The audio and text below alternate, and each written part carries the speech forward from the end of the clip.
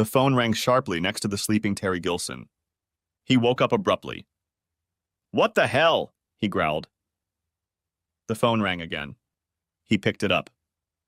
"Hi," he murmured in a serious low cough. "Mr.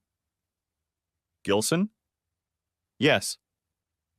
This is Sergeant Preston from the Yukon County Police Department." "May I speak to Mrs. Turvey?" bellowed an authoritative voice in Gilson's ear. "Who's that?" "Mr. Gilson, please connect me to Mrs. Turvey. This is a police emergency." Again, the clear and demanding tone.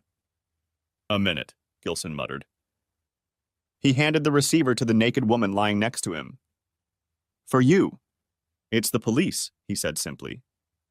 "What?" She snatched the phone out of his hands. "Hello?" "Good morning, my dear unfaithful wife," came the overly chipper greeting. "I hope you slept well last night after you and your lover finished having fun." "Oh my God, Mick? Mick, is that you?" "You can rest assured, sweetheart. I just called to give you some information you'll need." Mick. "Please," she tried. "First of all, you can throw away your house key. It doesn't work anymore. Also, I changed the code on the garage door opener." "Mick, please, it's not what you think," she cried. "You don't know what I think, Sheila. But I didn't call to discuss it with you. I called to tell you that your credit cards won't work anymore, and you can pick up your clothes and toiletries in the plastic tubs behind the side gate anytime you want." The voice turned as cold as ice. No. "Mick, please, don't do this, please," my wife pleaded desperately. "Too late, lovelies, I've already done it." "But where shall I go?" she cried. "Well, in the immortal words of Rhett Butler, frankly, my dear, I don't give a damn."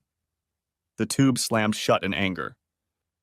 I had started this process weeks ago, but this particular morning was the defining moment. If I hadn't been so sure she was sleeping in Gilson's room, I wouldn't have even tried the trick. I was surprised at how easily it had worked out, and how empty the moment had seemed. A cuckold's victory, I thought. Too little, too late. I suppose that's appropriate to describe my situation. My name is Michael Mick Turvey. I am 43 years old, and I work as a sales representative for a building materials company. I have been with this company for over 20 years. I married Sheila Pratt almost exactly 20 years ago. We were to celebrate our 20th anniversary next month. I considered the marriage a success, for we had 2 wonderful children. Our first, Angela, my angel, was born a year and a half after we were married, and Ben, our son, was born 2 years later. I loved my wife and children unconditionally. They were the meaning of my existence. No man could be prouder of his family than I was. We lived in a modest home, but it had everything a family could want. The 3-bedroom split level was our second home, purchased 4 years ago. It wasn't new, but we made an effort to update it and make it our own. New kitchen, then a finished basement with a workshop for me, and a large family room that the kids could use for their entertainment. A garage where we actually parked our cars, and then new furniture for the living room and dining room. I felt like we had the perfect life. I met Sheila when we were both students in 11th grade. She was a pretty blonde with a nice body, so it wasn't hard to notice her. She tried out for cheerleading but was unsuccessful. I played receiver on the soccer team and thought we might make a good couple. I asked her out right after school started in the fall, and she said yes. We had been dating for a few months, and in that time Sheila had matured into a very beautiful girl. I wasn't the only one who noticed. I thought we were dating, but never seemed to confirm it with Sheila. The next thing I knew, our quarterback Terry Gilson asked her out and she said yes. I couldn't understand that. I thought we were a couple, but apparently I was wrong. Gilson was the star of our team. He was a big, talented high school senior with a strong arm and a will to win unlike anything I had ever encountered. As a quarterback, he was a coach's dream and a coach's nightmare. He had tremendous talent and fearlessness, but he just couldn't follow orders. As the rest of the team realized, Terry was not a team player. Terry was just Terry. Our team finished that season with a winning record, but I wondered how much better we could have been if Terry had stuck to the coach's script instead of making it up as he went along. For all his talent, he was undisciplined and very frustrating for all of us who worked in his shadow. Terry often bragged about entertaining every cheerleader at least once. I was grateful that Sheila wasn't a cheerleader, but I wasn't sure that would protect her. There was no point in my being angry at Gilson. He was what he was, a ruthless womanizer. He viewed these young girls as meat on his plate and intended to enjoy them. I was hurt that Sheila had fallen in love with him, but I knew there was nothing I could do about it. Terry would be gone next year, and Sheila and I would still be here. Maybe I still had a chance. But it didn't happen. I started dating Marilyn Ehrlicher. Since seating at our school was alphabetical most of the time, Marilyn most often sat behind me and had me in her sights. Marilyn was a nice girl, but it wasn't what I was looking for. I wanted something more exciting, but that was asking too much of Miss Ehrlicher. We got along fine, and I think she was impressed that a soccer player was interested in her, but that was about it. In the spring, I started looking for a replacement. Meanwhile, Gilson had dumped Sheila in favor of some other girl, and she was available again. I thought about it, but given the way she dumped me, I decided to ignore her. By the end of the year, she had found someone else, and I was on the sidelines again. In 12th grade, things were different. Roger Davidson became the quarterback of our team, and he turned out to be something Terry Gilson was not. He was a leader and a better team player. He looked to us to determine who could do what. I thought more than once that this guy could make a coach. He understood what it took to win and to get the most out of what the team had to offer. The result was great. I was catching passes like never before, and we were winning regularly. When Roger would go into the huddle, he would be quiet, tell the play, and make sure everyone knew how to act. This was all new to me, and I loved it. I continued to avoid Sheila. My ego still hurt from my affair with Gilson. I wasn't really surprised when Roger started dating her. For all his talent and leadership, he was a quiet guy, and it was hard not to like him. Oddly enough, I was fine with them. If I couldn't be with her, Roger was my choice. I think she felt the same way. Sheila wasn't the smartest girl in school. In fact, she scored an average C average and, like many of her classmates, got a job. She never had plans for college. She must have realized her limitations. She took a job as a bank teller at the mall. After high school graduation, I lost touch with her. I was on my way to college and already dreamed of playing soccer, drinking beer with the boys, and dating only the prettiest girls who would aspire to be with the soccer hero. By Christmas, reality set in. I failed 3 classes, and while I enjoyed every minute I spent on the soccer field, the rest of my campus experience was not so enjoyable. There was no line of girls waiting to go out with me. Beer was downtown and expensive for my limited budget. Classes were a torment, and it was hard for me to realize that the learning process was solely up to me. There was no one to monitor me and make sure I was attending class or completing assignments. It was a very different world. The grades posted on the board at the end of the semester were disappointing. I was in danger of dropping out. Well, I said to myself, next semester, no soccer and no girlfriends. I might as well do this. It wasn't easy. It was a whole new way of life for me. It was a struggle. I made it through, but not by much. With a year of college under my belt, I wondered if this was what I wanted to do for the next 3 years. If I asked that question, I thought the answer was obvious: no. I found a job in an office in the city, and every morning I would get on the bus, work my 9 hours, get on the bus again, and go home. After a few months, I realized that this couldn't be my future. I needed something more.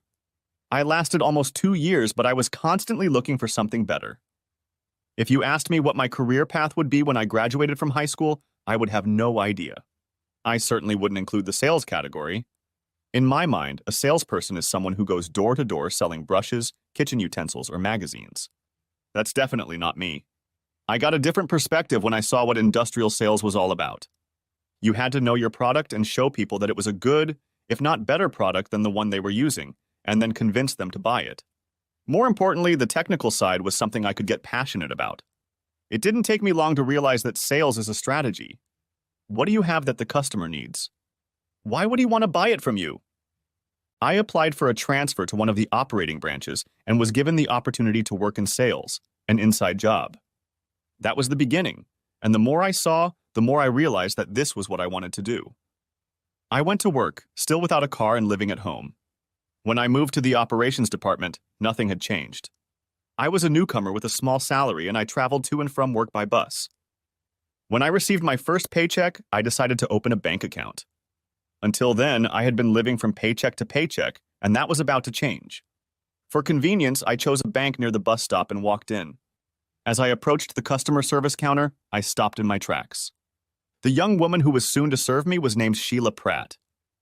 I was a little worried, but since I had a few more people ahead of me, I had a chance to calm down and think about what I wanted to say. I hadn't seen her in 3 years, but as much as I studied her, she was just as beautiful as I remembered her. It didn't take Sheila long to take care of the people in front of me, and then it was my turn. "Hi, Sheila," I said, stepping forward. She obviously didn't know I was standing in line and was surprised to see me in front of her. "Hi, Mick," she said after a moment's pause. "What can I do for you?" "I'd like to open an account. I need to deposit my paycheck into it." Oh, of course. Let me get one of the staff to help you," she said, smiling. "Yes, thanks. It's good to see you again," I offered weakly. "Yeah, it's good to see you too." The smile was genuine, it seemed to me. A week later, I went back to the bank to pick up my blank printed checks and saw Sheila again. This time she was walking down the street, I realized, delivering mail. I watched her as I stood in line and wondered what was going on in her life. There was only one way to find out. After picking up the box of checks at the service counter, I looked around for Sheila and saw that she was standing behind the side counter, obviously not doing anything. I walked over to her. "Hello again," I said, smiling. "Hey, how's it going?" she asked. Her smile was the one I remembered from when we were dating. She was sincere, honest, and very attractive. "I'm fine. I work at Polar Industries now. I work in sales," I offered.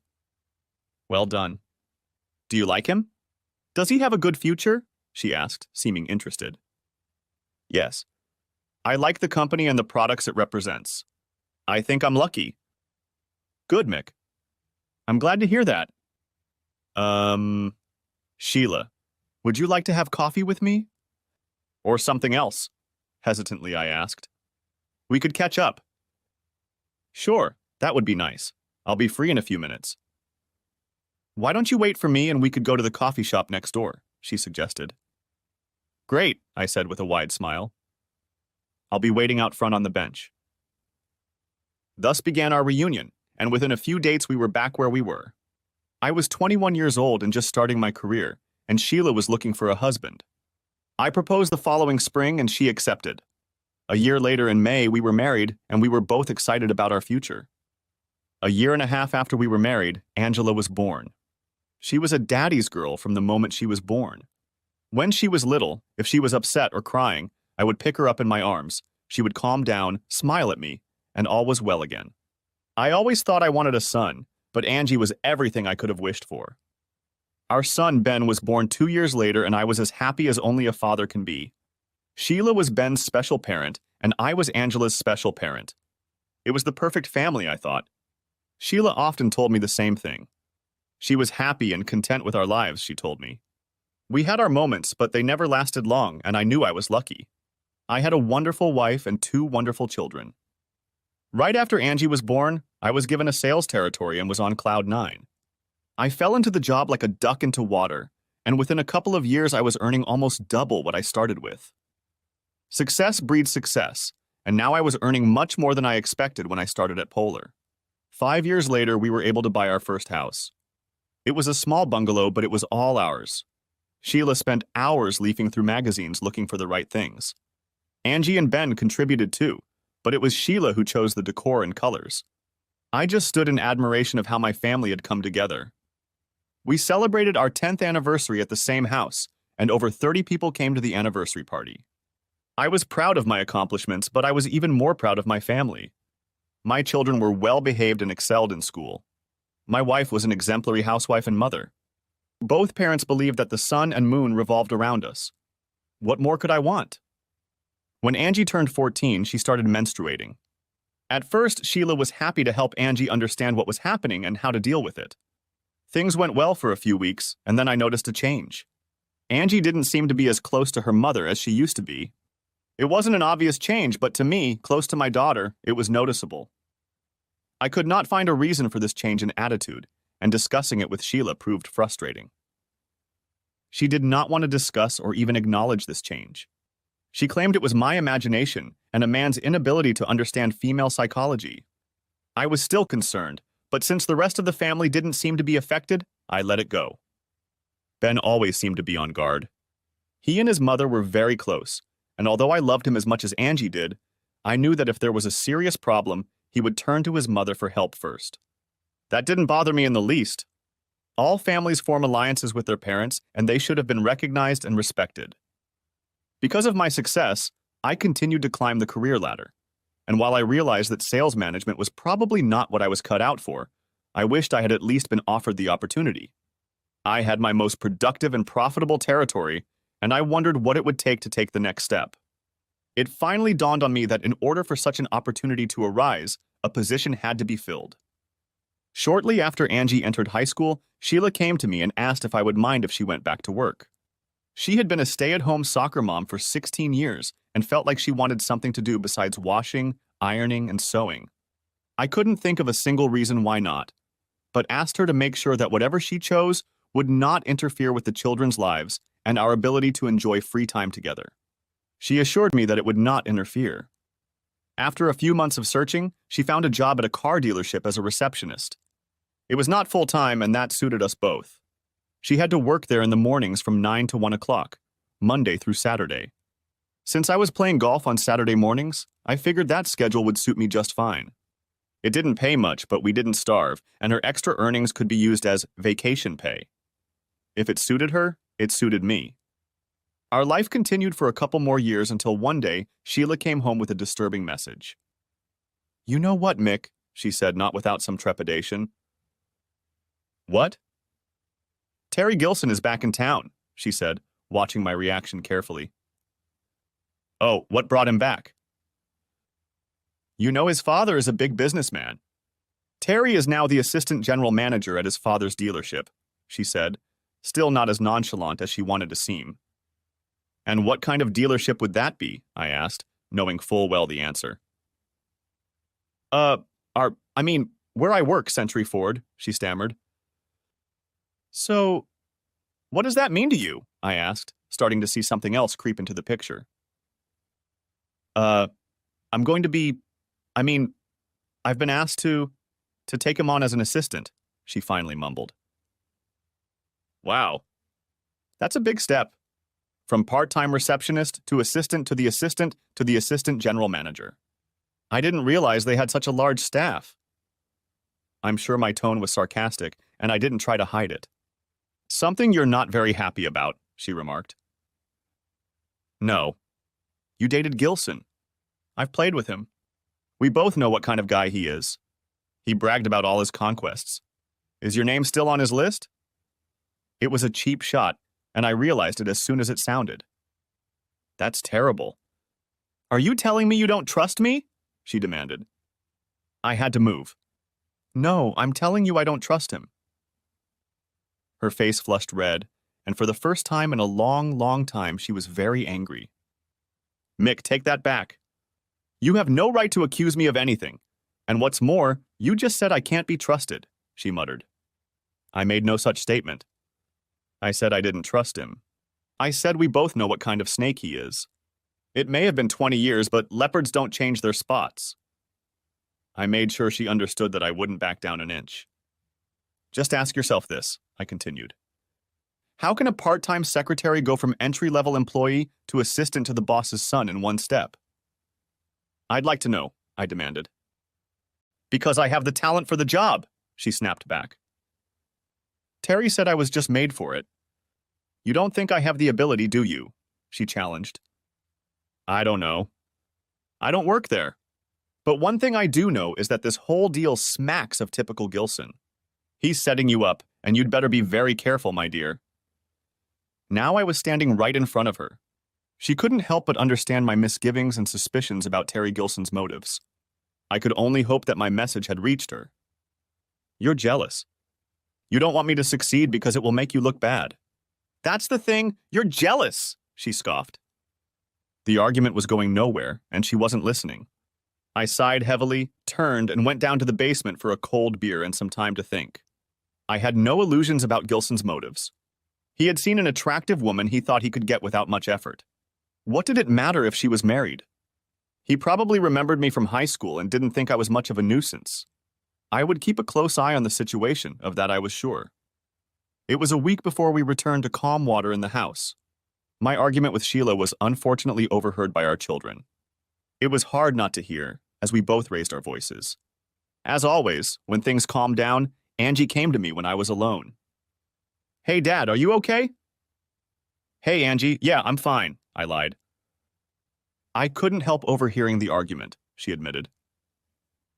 "Who is this guy, Gilson?" "The one your mom dated in high school. He was our quarterback, and I played with him all year. I tried to warn your mom. He's not a very nice guy and doesn't have much respect for women," I said sadly. "I don't think you were telling Mom what she wanted to hear," she said softly. "No, I think not. I think she sees this as a big opportunity and an important job. She'll probably go from part-time to full-time, so I guess there will be some changes in our routine," I suggested. "It's okay, Daddy. I can help with the food and laundry and stuff." "I think she'll be making a lot more money now, don't you?" "Probably. We haven't gotten into that. I'll just have to wait and see, Angie." "I hope this doesn't turn out to be a big mistake for your mom," I said, putting my hand on her shoulder and pulling her to me. "I just hope everything turns out okay." As I suspected, it was a full-time job, and the pay was more than double her previous earnings, so in that respect, she was being rewarded handsomely for her role.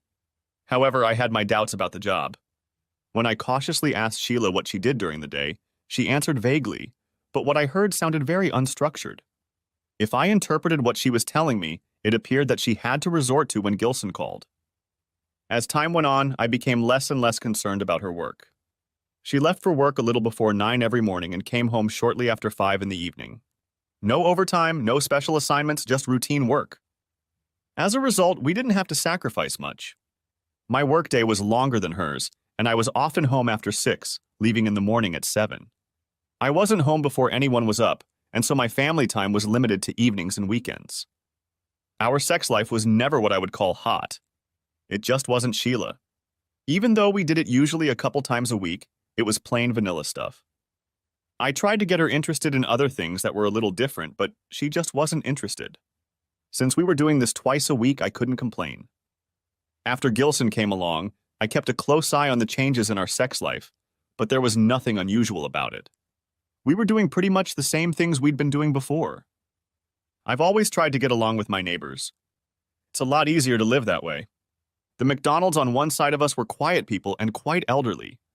Their children had grown up and moved away, and we didn't have much in common with them. We were polite and helped each other if needed, but otherwise we weren't close. The Romanos who lived on the other side of us were very different. Their children were younger, and Angie often babysat for them the first few years we were there. We got along very well with them and often had backyard barbecues and card parties at each other's houses. Jimmy and Felicia were probably our best friends. Jimmy was an accountant and worked at the big GM dealership in town. I had already forgotten about it, but when he drove home a rented van with the dealership's name on the side, I remembered. One late Sunday morning, Jimmy was mowing the lawn before mowing, and I walked over to him for a moment to talk. "Hey, Jimmy, how's it going?" I began. "Well, you know, the usual stuff." "I think it's okay," he grinned. "Yeah, same thing." "Say, I have a question for you." I tried to make it sound casual. "Shoot." "You work at a large dealership. Does the general manager usually have an assistant? I mean, assistant general manager?" "Yes, big dealerships usually have someone to back up the boss when he's not around." "Will this assistant have an assistant like, say, Friday's girl?" He looked at me strangely, and then I saw a few lights come on. His face got funny and he looked really uncomfortable. "Not usually," he finally said. "I didn't think so," I said, nodding. "Thanks, Jimmy." I turned and headed back to the house. My suspicions were confirmed. "Mick," he called out to me. I stopped and turned around as he came toward me. "I know what you're thinking. I have some acquaintances there. Let me see what I can find out about QT," he said in a low voice. I stared at him for what seemed like a very long time, then nodded. "Thanks again." I'm not sure why, after all this, I asked Jimmy that question. Maybe I was afraid of the answer. There wasn't the slightest hint that anything was going on, but I suppose the thought had been on my mind, and still is. Jimmy knew who Sheila worked for and what her position was, but he never said a word about it. I just stumped him and he reacted the way a good friend should. Even though Sheila was no longer working on Saturday morning, I continued to play golf early in the morning. The Saturday following my conversation with Jimmy was cool and windy, but at least it didn't rain. I played with our usual foursome, and none of us played very well. The wind intensified the cold, and none of us were very comfortable. We were all happy to finish the round and get to the clubhouse. As we usually did, after the changeover, we would meet at the 19th hole, and the winners would toast the losers. Today, my partner and I were the winners. As I walked into the lounge, I saw Jimmy Romano sitting alone at a table by the TV. He was sipping a drink, so I approached him. "I didn't know you played golf," I said with a smile. You know me better than that," he laughed. "What brings you here?" I asked, almost guessing the answer. "I wanted to talk to you alone," he said, suddenly serious. I nodded. I was sure that was it. "Give me a minute to settle with the winners and I'll be right back," I promised. It didn't take me long to buy drinks for the boys and explain that I had to excuse myself to meet someone. 5 minutes later, I was already sitting at Jimmy's table. "So I can only assume you heard something about my recent question," I said, leaning back in my chair. "Yeah. I wish the news was better, Mick." "I really wish it was," he said sadly, hardly looking me in the eye. "Give it to me straight, Jimmy." "I can handle it," I said with more confidence than I felt at that moment. "Gilson is probably the most unpopular guy at this dealership. People I've talked to consider him a leech on the side of the business and completely useless. He goes around and pisses off everyone he encounters. He has nothing to do because no one wants him to do anything. He'll just screw things up, as he's demonstrated many times before." Jimmy stopped and sipped from his glass. "No surprise there," I said, trying to remain calm. "So where's Sheila?" He looked at me with the most haggard look I'd ever seen on his face. He really didn't want to tell me what he was going to tell me. "Sheila sits in his office most of the day, occasionally typing letters and bringing him coffee. The only time she acts fast is when old man Gilson shows up, and she quickly disappears into the parts department or the employee break room. When the old man leaves, everything goes back to normal," Jimmy says. "I guess old Gilson doesn't know about Sheila and her mysterious work," I said sullenly. Jimmy only nodded. Then he paused, and I realized there was more to it. "Spit it out, Jimmy." "I won't bite," I promised. The two of them go out to lunch about twice a week. They leave just before noon and don't come back until 2 or 2:30. "Since she's been there?" said I, finally shocked. "No. It started a few months later," he suggested. "One day one of their slick salesmen followed them. They went to the Carlton Hotel on Banner Road." "That's a long way to go for lunch," I suggested. "Mick, there's no restaurant at the Carlton," he said in almost a whisper. I felt everything inside me clench. I was locked in place, unable to move. I could hear my intermittent breathing, trying to get my thoughts in order. Although I suspected this might happen, I wasn't prepared for it. I can't remember how long it took before I was able to form a coherent thought. "I'm sorry, Mick. I really didn't mean to be the guy who," he muttered. "I know," I whispered huffily. "I didn't want to hear it either." We had another drink with Jimmy and reminisced about the good times our families had spent together. There were many happy memories, but it felt like we were saying goodbye to each other in a way. I think we both realized now that things would never be the same again. I could feel that pain in my gut, and it hurt. I drove home, preparing to see Sheila and pondering how I was going to handle this revelation. I had been strangely calm with Jimmy, and it seemed odd that I would be able to handle this devastating news. I tried to imagine any scenario that would make their afternoon visits to the Carlton anything other than sexual, but I realized it was unlikely. What was on the surface was still there. It wasn't until I was halfway home from the golf club that I started to get angry. My head was spinning with 1,000 random thoughts all at once, and my emotions were in turmoil before it all started to boil down to one horrible fact. She had cheated on me, and cheated on me many, many times. I was a fool, even though I knew the possibility existed. She made a fool of me, and didn't even blink an eye without feeling the slightest sense of guilt. Day after day she made me a cuckold.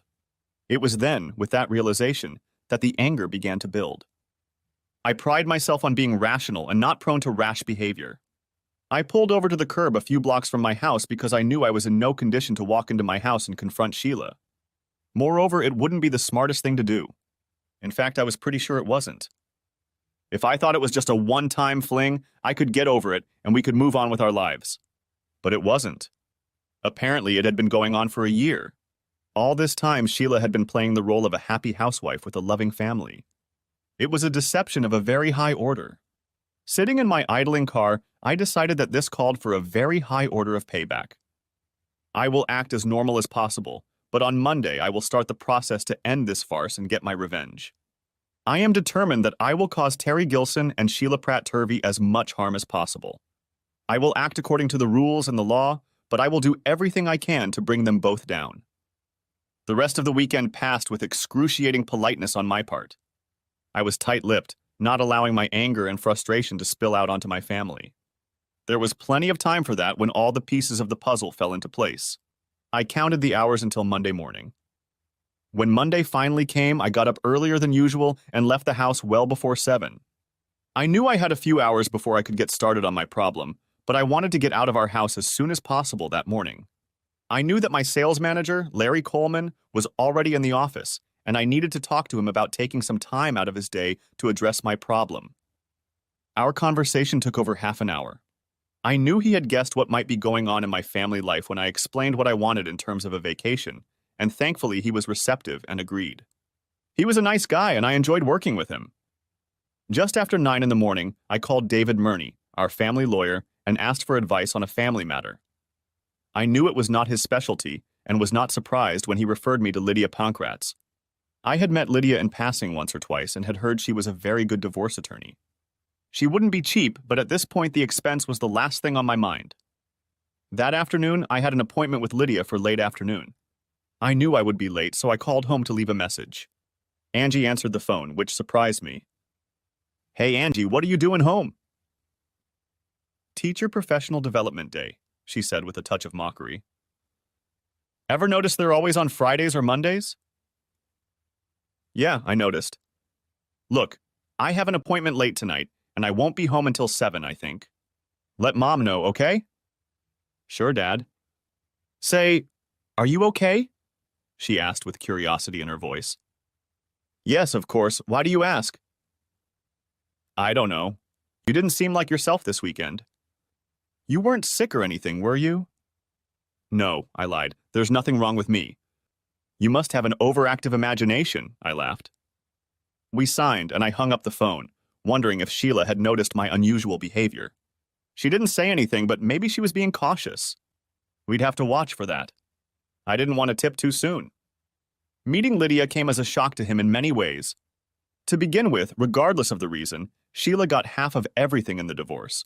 The house, the cars, everything. The only good news was that her income was such that I probably wouldn't have to pay alimony if I could prove infidelity. Judging by her reckless behavior, I doubted I'd have any trouble getting proof. As for the children, I would have to prove abuse, neglect, or some other horrible crime to get custody. In this jurisdiction, children were almost always given to the mother. Angie was 18 and could make her own decision, but Ben was only 16 and would have to spend almost 2 years with his mother. I felt bad, but Lydia said I probably couldn't change anything. That's just the way the system works. That's when things got interesting. Lydia knew of my overwhelming desire to punish both Sheila and Gilson, and she said she could help. Since Gilson was her boss, I could sue both him and the company he worked for as co-defendants in the divorce case. In other words, since so many people knew about their little game and did nothing to stop it or report it, we could sue them for a very large sum of money. Better yet, none of that money would go to Sheila. Lydia said she would make inquiries about Century Ford and begin the paperwork for the divorce proceedings. At this point, the reason for the divorce remained open.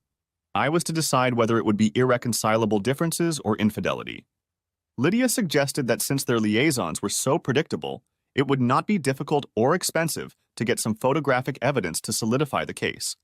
I told her I would think about it.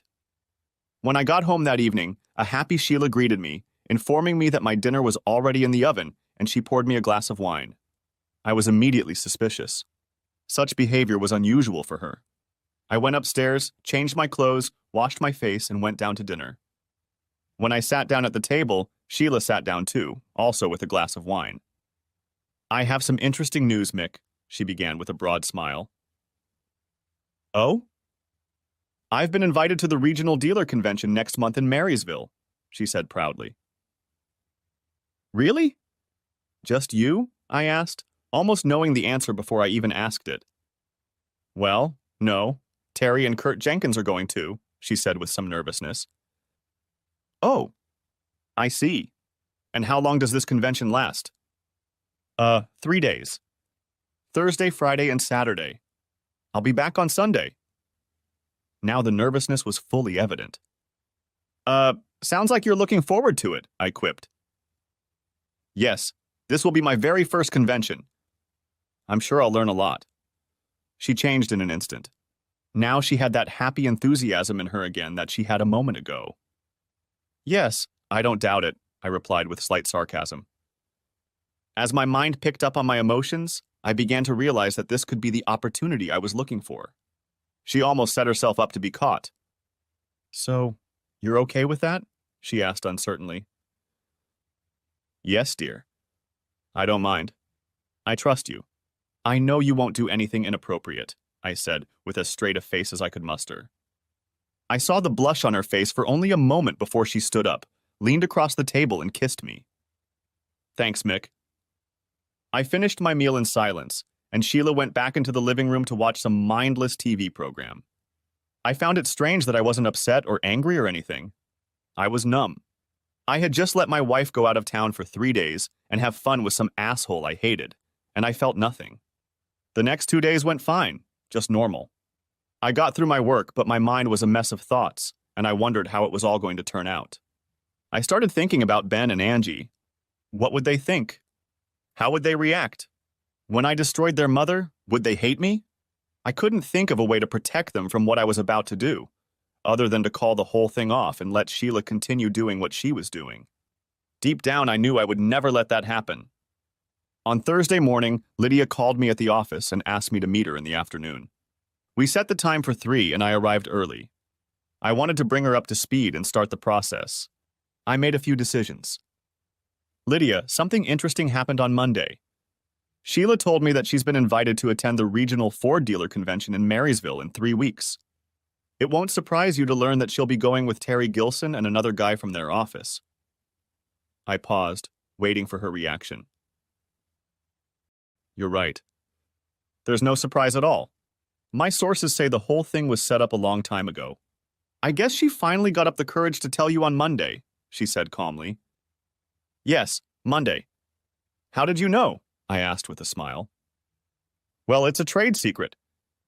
But let's just say she's not as smart as she thinks she is, Lydia grinned. I've decided we should try to get some pictures. Will that allow us to file an infidelity report? I asked. Yes, definitely. Now we know they use the same room in the same hotel every time. That's silly. My friend is getting some photographic evidence this week, and that should be enough to make the case. But that's not all, she grinned. I looked at her satisfied smile and waited for the next news. Century Ford is owned by Terry Gilson's father, Knox Gilson, as you probably know. I know there is a morals clause in every employee's contract, and this will make our additional lawsuit much easier. In fact, it will be a piece of cake, she smiled slyly. How much do you think we can get them for? I asked, feeling an evil streak awaken in me. Well, we'll probably get $500,000 to $1 million, but of course we'll ask for a lot more. God knows Father Terry can afford it, she laughed. I really like the sound of it. I guess the only bad thing is the kids.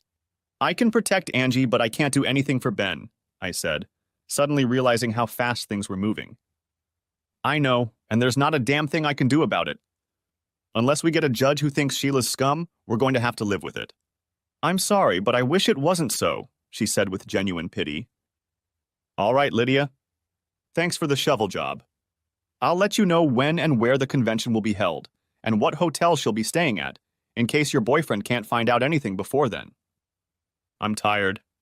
This whole mess had taken all the strength out of me. I wanted to go home and go to bed for a week or 3, hoping it would all be over by then. Of course, I knew it wouldn't be. There was still a long way to go. I managed to get through the next 3 weeks without arousing Sheila's suspicions. Maybe she wasn't paying attention, or maybe she was just so sure of herself that she didn't worry about it. On the eve of her departure, she had packed and carried her suitcase and travel bag to the front door, preparing to leave in the morning. She had no idea what this weekend had in store for her. When I got up Thursday morning at my usual time, Sheila was already up and eating breakfast. She was definitely anxious to get going, and she was pacing nervously around the kitchen. "You're up early," I remarked coolly. "Yeah, I just wanted to make sure everything was taken care of before I left." "Don't worry about it. Angie will take care of the housework and I'll help her on the weekends. I take it you'll be home Sunday morning?" I offered. "I'm not sure if it will be in the morning or afternoon. We'll have to wait and see. It's Terry's car, so I'll let you know," she said hesitantly. She avoided my gaze. She knew what she had to do, but she didn't want to look me in the eye and admit it to herself. She couldn't know that there was no getting away from this weekend. "Have a good time and behave yourself," I said without a fraction of sarcasm. She gave me a brief glance, then continued her uncoordinated activity. I couldn't remember ever seeing her so nervous. Perhaps she sensed the change in my attitude and was afraid I might recognize or suspect something. I couldn't tell. I finished my coffee, kissed her lightly on the cheek, and left for the office. All day I wondered if she thought I knew something.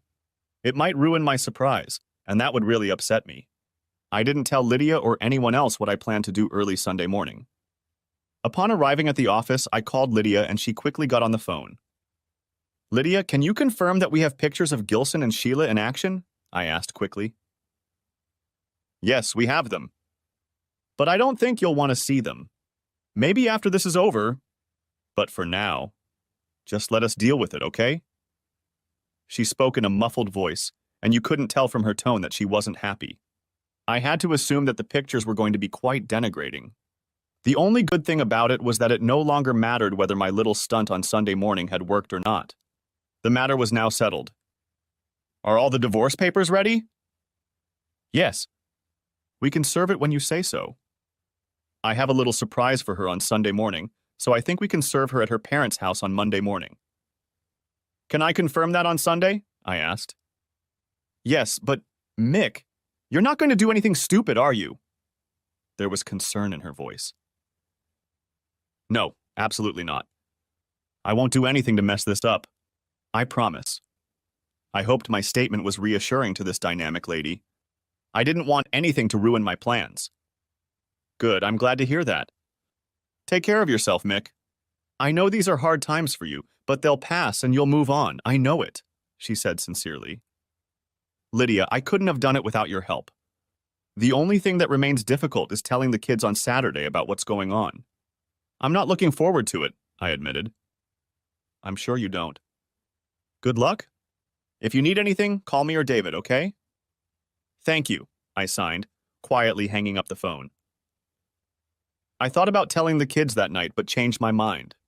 One of them might decide to call their mother and warn her. I wanted to minimize that risk. Sheila called around 8 o'clock that evening, and her voice was very chipper. She enjoyed the convention and the various booths. She had a nice room, and the restaurant served very good food. She talked to me briefly, but spent more time on the phone with Angie and Ben. She gave us her room number, 1228.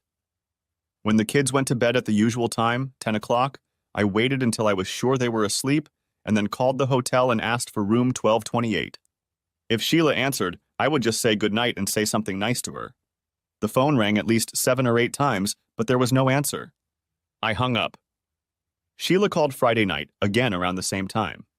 As before, we had a brief conversation, and then she talked to Angie and Ben. She spoke differently. Perhaps the excitement of the convention had passed, or maybe something else. On Saturday, she called early, just before 6. Luckily, we were all home. Once again, our conversation was short and not very personal. She was going out to dinner with a large group and, according to her, wouldn't be home until late. I was not displeased. I was relieved. When Angie, Ben, and I sat down to dinner, the table was very quiet. We all seemed to be immersed in our own thoughts. Finally, I realized that I couldn't put it off any longer. We cleared the table, put the dishes in the dishwasher, and I turned to them both. "Kids, I need to talk to you about something," I began. Ben and Angie looked at me, and I sensed they were guessing what this was about. There's no easy way to say this, so I'll just tell you what's going to happen. I reached into my pocket and pulled out 2 shiny new house keys. These are your new keys to this house. The only person who has them is me. Your mother is not coming back to our house, I finally forced myself to say. Angie gasped. Ben's eyes widened and his mouth opened. For the past year, your mother has been having an affair with her boss, Terry Gilson. She betrayed me, you and her marriage vows. I can no longer live with her and will not allow her in this house. I paused. Oh, Daddy, oh no, Angie cried. Why did she do that? I don't know, but to be completely honest, it's not the most important thing on my mind right now. I know it's going to hurt you. There's nothing I can do about it. She, has been with Mr. Gilson at least twice a week for the last year. That's over 100 times. My anger started to come out, and I saw Ben wince slightly. This convention she's attending. It's nothing more than a smokescreen so they can be together for the weekend. Well, they're not fooling anyone, I spat. Dad, what's going to happen? Asked Ben, still shocked by my statements. I've filed for divorce, and your mother will be served with the papers as soon as she gets back into town. There will be some other things happening with Mr. Gilson, but you don't have to worry about them now. I will let you know about them as they happen. I paused again. I'm sure they must have been shocked by my comments over the last 5 minutes. Does this mean I'll never see Mom again? Asked Ben, on the verge of tears. No, I wouldn't do that to you, Ben. I know how important she is to you, and I wouldn't do that. Maybe you'll live with her from the beginning. When you're 18, like Angie, you can see both of us anytime you want. Angie, you can decide where you want to live. It will be your choice, I said, looking into my daughter's sad eyes. That sucks, Dad. It's splitting the family. It sucks, she said with tears in her eyes. Yeah, I know. Unfortunately, it's the courts that make those decisions, not me. I thought long and hard about it. I suppose I could tell your mother everything I know and just get on with my life, but I couldn't do that. I have to admit, I'm very, very angry with your mother. She lied to us. She lied to us. I don't think I could just turn the other cheek, I admitted. Ben turned, walked quietly up the stairs to his room, and closed the door behind him. He's in shock, I thought. I'll go up and sit with him in a little while, when he's had time to realize what's about to happen. I turned to Angela, and she looked at me sadly, then stepped toward me and hugged me. I'm so sorry, Dad. I know how much it hurts.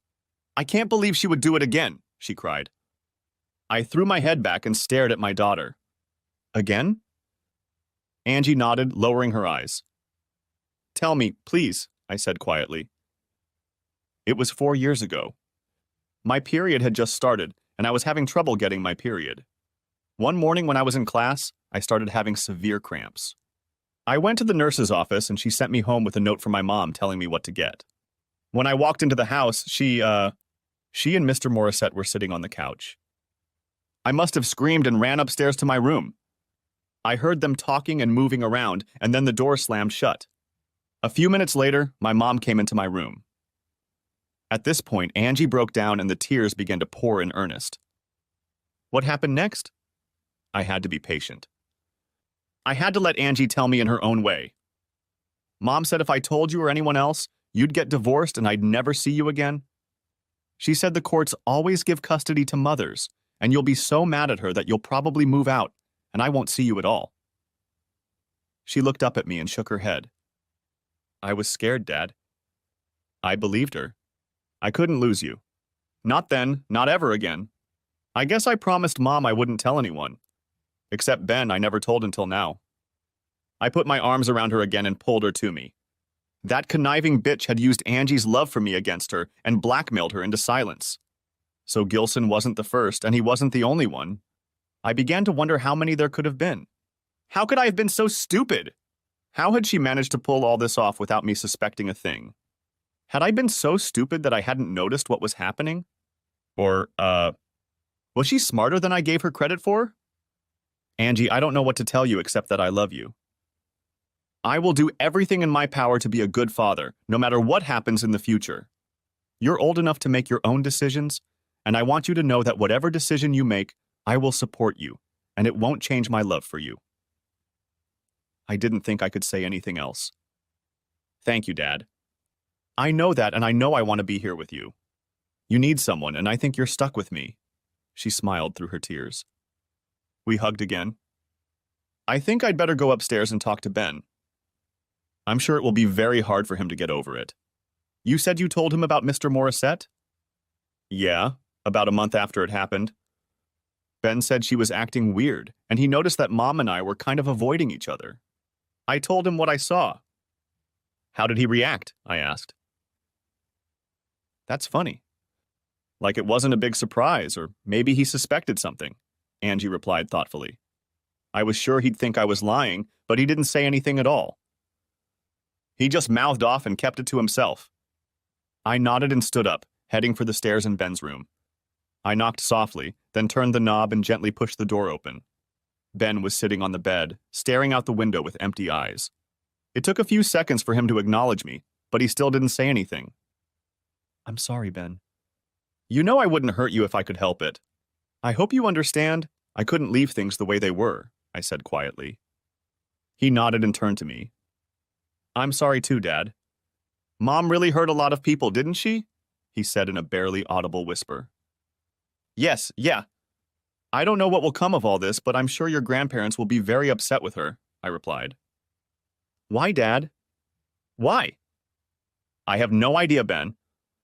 She's never once hinted to me that she's unhappy or dissatisfied with her life. Not a single hint," I repeated. "I hate her," he suddenly muttered. No, don't do this, Ben." "She loves you, you can be sure of that. It's something else, something I don't understand. Maybe she doesn't either. But don't let your anger consume you. I know you love her. Perhaps in time you can forgive her. I know she would never want to hurt you or Angie." "Never," I said in as positive a tone as possible. He turned to me again with a devastated look. I put my hand on his shoulder to reassure him. After a few minutes, I got up and left his room, closing the door behind me. After I woke up Sunday morning, all hell broke loose. Sheila tried to call home, but I got Angie and Ben, and we headed out for breakfast. We may not have had much of an appetite, but we needed to get out of the house. I also turned off my phone and asked Angie to do the same with hers. I didn't want Sheila pissing her off over nothing. I told the kids what I had done by calling early in the morning, and Angie laughed. Ben smiled, and I realized they approved. Why didn't I feel better then? After breakfast, we drove to the park by the river, and the three of us went for a walk. I think in some strange way we all felt better. Perhaps because all the tension and anticipation of what was to come had subsided. Angie and Ben knew what was going to happen next, and they knew when it was going to happen. I myself had a knot in my stomach that would not dissolve. I was beginning the process that would end with the dissolution of my marriage and the breakup of my family. I still had to talk to my parents, but that was one of the two important things to do today. Of course, I would also call Lydia and tell her what I had done. I dreaded talking to George and Amy Pratt, Sheila's parents. We were close, and they adored their grandchildren. I wasn't sure how they would take the news or which side they would take. I decided to leave it at that until Sheila could decide for herself. She needed a place to live, and I suspected she would run home. I called Lydia Pankratz first. I told her about my little stunt, and she too laughed at my recklessness. "Now that's something I'd never want to get," she grinned. "I hope you enjoyed yourself, Mick." "Not really. Cheap revenge, I guess. But now she knows, and she knows some of the consequences," I said, noticing the note of anger in my voice. "How about the kids, Mick?" "I spoke to them last night, and I think things are stable. They're not very happy, as you can imagine, but they understand everything, and I think we'll have to wait and see what the long-term effects are for them," I said. "But I have another surprise." "What?" Lydia was confused for a moment. "Angie told me that about 4 years ago she caught her mother with another man." Sheila threatened Angie. She told her that I would divorce her, she would get custody, and they would never see me again. She blackmailed her into keeping quiet, I concluded. "My God, could she have done that?" asked Lydia in amazement. "I thought I knew her." "I was wrong. I don't know her at all. She's just a disgusting woman," I said more with regret than anger. Lydia must have been wondering what to do next. After a few minutes of silence, she spoke again. Stay close to Angie and Ben, Mick. They need you to be there for them. It's going to be hell for them for a while. Be there for them, she concluded. Thanks again for your help, Lydia. As soon as I know where Sheila ends up, I'll let you know, and you can serve her. We signed, and I slammed my cell phone shut. It would be much harder to reach my parents. The conversation with my parents was mercifully short. I described the situation, and their first reaction was concern for Angie and Ben. I recounted my conversations with them last night and how they seemed to be fine today. This seemed to reassure my mom, and both said they would talk to us later when things had settled down. I wondered when that would happen myself. I turned the phone off again. It beeped, saying it was waiting for a call, and I was pretty sure it was Sheila. She wasn't on my list to talk to today. Angie, Ben, and I sat down on a picnic bench in the park, and I explained that I didn't want to be near our house for the next few hours. I expected their mother to rush home to try to get in. Finding that her key was useless, she would surely make a ruckus. I suggested we go out of town and stay there until a late dinner and then come back. They agreed, and we talked about where we could go. There was an open-air fair in a small town a few miles south, and we decided to see what it was all about. The fair was very interesting and fun. We ate a few hot dogs to get us through dinner and overall enjoyed an old-fashioned country fair. It took our minds off our problems and allowed us to think about something else. We didn't get back into town until almost 7 and stopped at a nice restaurant for dinner. We knew that sooner or later we would have to face changes in our lives, but on this last day we could get away from it all and find some peace and quiet. When we got home, it was almost 9 o'clock. Sheila was nowhere to be seen, and the house was dark. I parked the car in the garage and we went inside, turning on the lights as we went. Nothing had changed in the house since we'd left for breakfast that morning. The children went to their room and got ready for bed. I turned on the TV, but there was nothing interesting on, so I went to bed too. It was a restless night for me. I didn't know what tomorrow would bring. I knew that my phone call and serving the divorce papers would have consequences. It was only a matter of time. I reconnected the phones when I got up Monday morning. I didn't expect to hear from Sheila so early. I was wrong.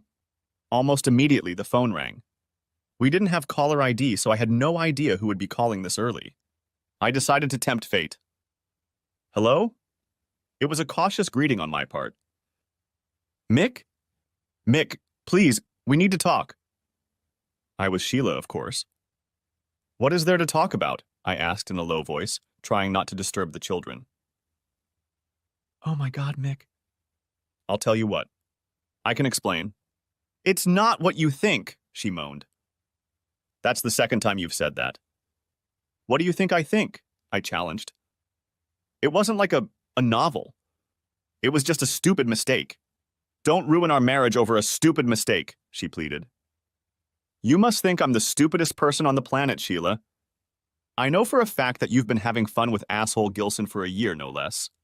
And now I know that Francis Morissette is one of your buddies. We got pictures and all the proof we need. It won't be pretty, Sheila, and you have no one to blame but yourself. I promise you it will be ugly. With those words, I hung up and disconnected the phone again. I came to work and informed Larry Coleman that I was divorcing my wife, and if she called, I would ask him not to transfer the call. He agreed and immediately went to Gloria's switchboard to inform her of our request. I went back to my office and tried to burrow into the papers on my desk. Everything was going well until about 11 o'clock in the morning when the phone rang.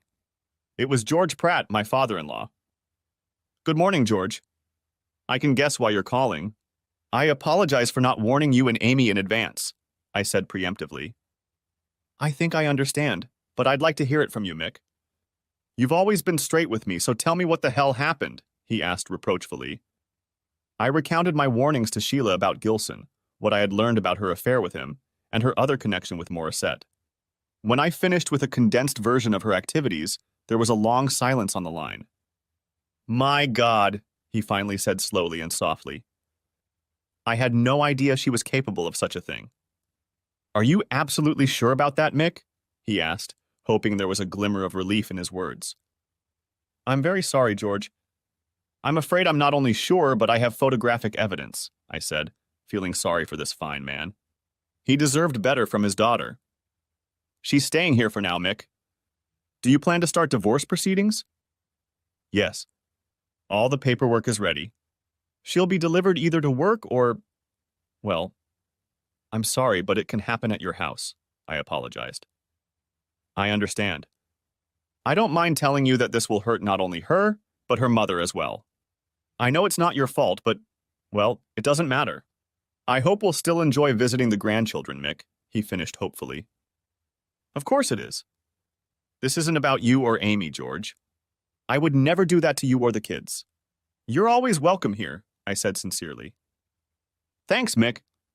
I'm sorry, but thanks, he said sadly and hung up. When I put the phone back on the stand, I was emotionally drained. I expected there would be more moments like this in the weeks and months to come. I had to prepare for them.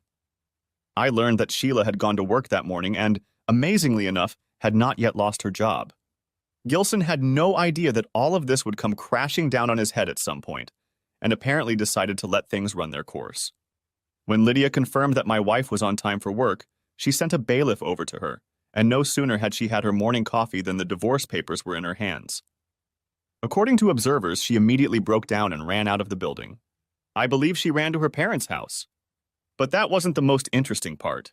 Shortly thereafter, Terry Gilson and Knox Gilson were served with court orders stating my intention to sue for damages based on alienation of affection and willful disregard for corporate responsibility, namely failure to comply with the morals clause in specific employee contracts. The claims included punitive and compensatory damages in the amount of $5 million. Let the circus begin. Reconstructing this story much later, I learned that Knox Gilson had a showdown with his son Terry and practically cut him off. No more easy jobs, no more rescue from situations with angry husbands, and if he didn't pull himself together, no more inheritance. Knox had indulged his son for the past 20-plus years and was finally at the end of his tether. Sooner or later, this sprouting teenager had to get back on his feet. Terry did the completely predictable thing. He went out and got drunk. Since he had been kicked out of the dealership, he had nowhere to go but to his townhouse. He disappeared into this cave for days. I knew the wheels of justice would turn slowly. Foolishly, Sheila had decided to contest the divorce until Lydia provided her lawyer with the evidence we had, including photographs. That was enough to beat the hell out of her. Lydia would do her best to limit the amount of my financial punishment, but worst case scenario, she would get half of everything. A reward for her perfidy. The week passed agonizingly slowly. I went to work, but I couldn't pretend to be efficient. Larry was very understanding and patient, but I knew this couldn't go on forever. I needed to think about my future as a single man and a single parent. It was a frightening prospect. On Saturday, I was mowing the lawn in my backyard when I heard a commotion in the driveway. A car door slammed, and a few seconds later I heard someone pounding on my front door. Neither Angie nor Ben was home, so I walked around the side of the house and ran head-on into Terry Gilson. He looked like he'd been dragged behind a farm tractor for several miles. He was a mess, but at one look at his face I knew it wasn't good. That was the last thing I remembered before he hit me with his big right fist. The next thing I remember was waking up in the hospital. I didn't really wake up, but I started to experience small bouts of unconsciousness. I was lying on my back and felt a numbing pain from my head to my groin. Apparently, it took me over 24 hours to finally regain consciousness. I was floating in and out of consciousness, barely catching bits and pieces of the here and now. At some point, I realized that someone was next to me. I felt a hand, but I couldn't open my eyes, or at least I didn't want to. They were like two marbles rolling around in the bottom of a tin can. I heard a strange voice, but although it was familiar, I couldn't connect it to my memories to see who it could have been. I tried to remember what could have brought me to this place, and after a while I remembered Gilson's face and then his fist. A day or so later, I found that my mom and Angie were at my bedside almost the entire time I was in the NICU. I tried to smile at them, but it hurt, and I hoped they realized how grateful I was to have them around. I think I heard Angie tell me Ben was coming over after school, and I tried to smile again. Just thinking about it hurt. It was over a week before I recovered enough to talk to my doctor. He started literally from the beginning. I had a concussion, the result of hitting the wooden frame of the garage door when Gilson hit me. I had a dislocated right shoulder and a badly bruised upper right arm. I had 3 and possibly 4 broken ribs.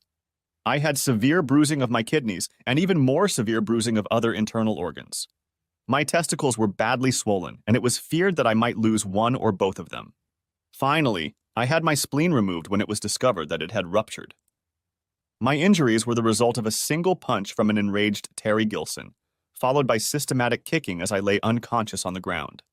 What saved me was that Felicia Romano, who had witnessed most of the altercation, screamed bloody murder from her kitchen window, causing Gilson to look up and realize he was being watched. He rushed to his car, backed out of our driveway, and rubber-tired the entire block. Felicia was smart enough to call 911, and that's how I ended up in the hospital. Gilson was identified by Felicia and another neighbor who recognized his license plate number when he sped down our street, nearly hitting a mother pushing a baby stroller. There aren't many white 1964 Ford Galaxy convertibles in our town, and a couple hours later, Gilson was seen leaving a bar and driving away in an inadequate manner. On top of all the woes, Gilson was arrested for DUI and resisting arrest. He just didn't know when to quit. When they threw him in a cell, they matched the assault complaint filed by Mrs. Felicia Romano and my admission to the hospital. After questioning Felicia, they charged Gilson with aggravated assault, assault with intent, and criminal trespassing. He was in deep shit, and it couldn't have happened to a nicer guy. When he called his father from prison, Knox Gilson didn't answer the phone. I wish I could have been there, but I was unconscious and lying on the operating table having my spleen removed. 2 days after I started having constant lucid moments, a plainclothes officer came to me and asked me to testify. I told him everything I remembered, which wasn't much. A face red with anger and a big fist. He asked what might have prompted the attack, and I told him about Terry's affair with my wife, the divorce, and the lawsuits. He nodded a couple times and thanked me before leaving. Epilogue. The divorce property division judgment was not too favorable to Sheila. I will be buying her share of our house. They gave her the absolute minimum and no alimony, as well as an emphatic lecture on her contribution to my injuries. Knox fired both Terry and Sheila. She was on the job hunt when our divorce became final. Her name was toxic in some circles, and I doubted if she would ever find a decent job in our town. Ben lives with Sheila, but I understand from Angie that their relationship is not what it used to be. I see Ben every week on weekends. We got a break from the judge. He seems to be getting stronger, but he's not the same kid I remember from better times. Angie is Angie. She's my girl and makes sure I'm on top of things. She manages the house, my diet, and exercise program. If I didn't know better, she could have been my mother. My folks have been a pillar of support and helped us when needed. They have no idea how important that was in the last few weeks. I just didn't need any more pressure. George and Amy, thank goodness, have remained friends. They are deeply disappointed in Sheila, but she is their only child, and they feel obliged to support her in her time of need. Having Ben around is a big plus for them. They are spoiling him in a way, but I don't mind. I just want Ben to get through this and come out of it in one piece. Angie stops by to visit. She and her mother talk to each other again, but I get the impression it's an awkward relationship at best. The lawsuits, of course, will never go to trial. Knox Gilson won't let that happen, according to my lawyer friends Dave and Lydia. We'll settle for a very large sum, and I'll be secured for years to come, even after taxes and legal fees. I already know I'll be able to take care of Angie and Ben's college tuition and provide them with a car. At least some good will come out of this whole mess. Physically, I have recovered as much as I can at all. I lost my spleen, but my kidneys, ribs, and shoulder are almost healed. I go to physical therapy 3 times a week and will continue to do so for a while longer. I still have pains that come and go daily. The doctor thinks my testicles are 80% functional, but I haven't had a chance to have them tested yet. I really don't have much enthusiasm for the opposite sex right now. When I have the money from the trial, I intend to buy Jimmy and Felicia something special. Jimmy has been there for me when I needed him, and Felicia may have saved my life. Nothing will be too extravagant for these two. What happens next, I ask myself regularly. I'm still reeling from what Sheila did to us, but I suppose in time I'll get over the worst of it. I quit Polar Industries, or at least tried to. Larry didn't want to hear about it and said he was giving me an indefinite leave of absence. Someday I'd have a lot of money, and I was trying to decide what I should do with it. I think I know. Frank Clay, one of my best customers and an old friend from when I first started in sales, wants to retire and sell his building materials business. It's a good business with a well-balanced trade between retail and construction customers. He is part of the Build Right buying group, and that helps him compete with the big stores. Dave Murney and I are going to meet with old Frank and see if we can make it happen. Ben was first in line to look for weekend and summer jobs when he found out about my plan. It doesn't make any difference. I want to keep him close and make sure he's okay while he gets through the next few years. Adolescence is hard enough as it is, and then there's the broken family. I look at Knox and Terry Gilson and realize that this is what happens when you are not involved or close enough in your children's lives. I've had a lot of time to think about what happened to me and our family.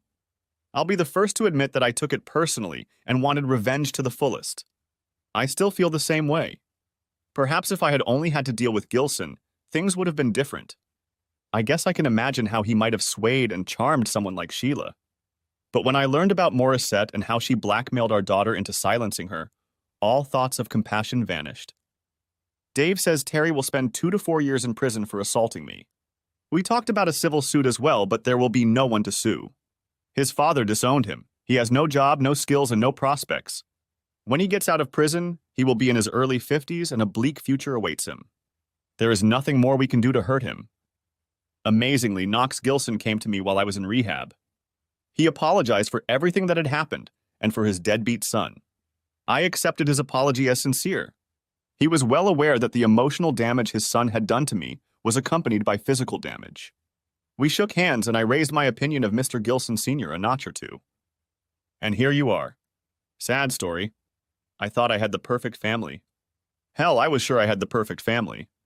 I can look back on the good times we had together, or with anger. Maybe someday I can do the former, because right now I'm still dealing with the latter. Thanks for watching, I hope you enjoyed it. So subscribe to my channel and watch the next video.